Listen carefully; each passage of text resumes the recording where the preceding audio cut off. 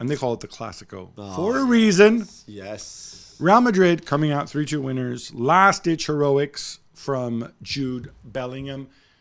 They haven't mathematically won the title. In reality, I think we can agree that they have. Yeah.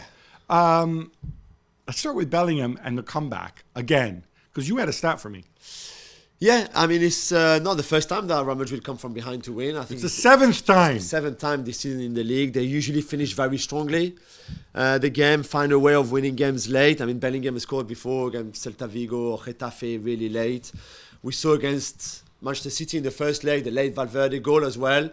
And I think Valverde and Bellingham really are the two ones, probably because they have the biggest engine in midfield. They can keep running and running, and still in the 90th minute, they still have that kind of energy to be able to do what they did. Because if you look the running for Bellingham on the third goal, I mean, I don't know how many kilometers the guy ran in the Clásico on Sunday, but to still have the energy to make that last one run on the cross from Lucas Vázquez and to finish it like that with his left foot, it's just outstanding. And people say, oh, he hadn't scored since February the 10th.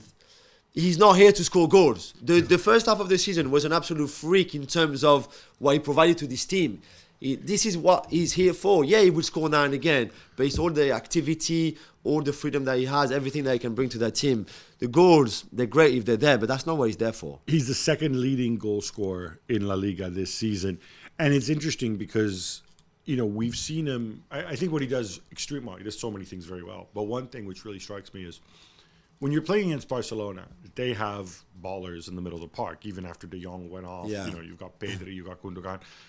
And so you need his help in the middle of the park. You need his help when it's, you know, Modric and Kroos and stuff like that, when Tchouaméni is to play at the back. You need that. And so he came and he helps out there. Yeah. And he decides, he makes the right decisions about when to go forward and be that kind of de facto center forward. Yeah. And when to go back. I mean, the man has a big, big brain. It's Lampard-esque, if you will, it is, yeah. in that sense. Yeah, with a big engine. On the Barcelona side, okay, Xavi on the sidelines, very, very angry. Did not get himself sent off this time. No. And was very measured after the game because, if I say stuff, I'll get in trouble.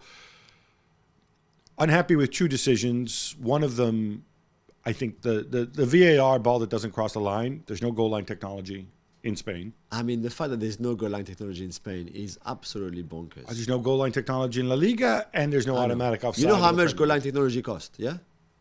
League. How much? 3.5 million euros to buy the license from FIFA. Do you tell me that Javier Tebas and La Liga don't have 3.5 million to spend on goal line technology for their league? It's not just the license. I think it's also the equipment. No, right? Yeah, but just the most expensive is to get the license, to pay 3.5 million to get that.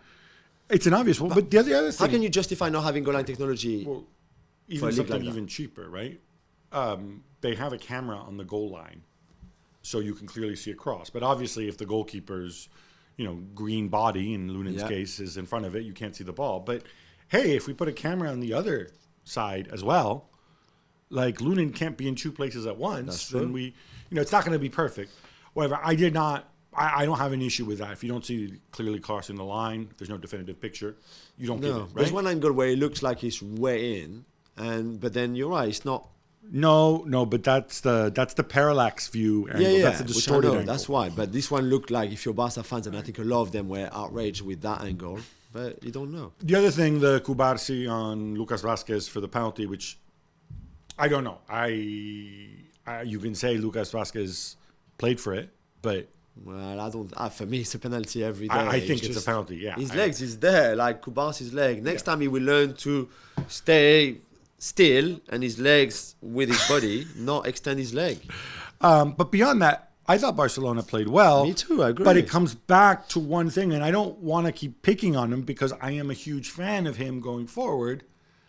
But Cancelo, again, I don't understand. Like, do people just make themselves... Does he have a vision problem? Like, do people make I think himself... it's just concentration. I think he's just not a defender. So if you're not a defender and you play in defense, there's a problem there coming. How can you cost 4 goals to your team You in can 5 say he's days? not a defender. He's played there for the last, But he's 8 still years? he doesn't have the mentality and the bearings of a defender.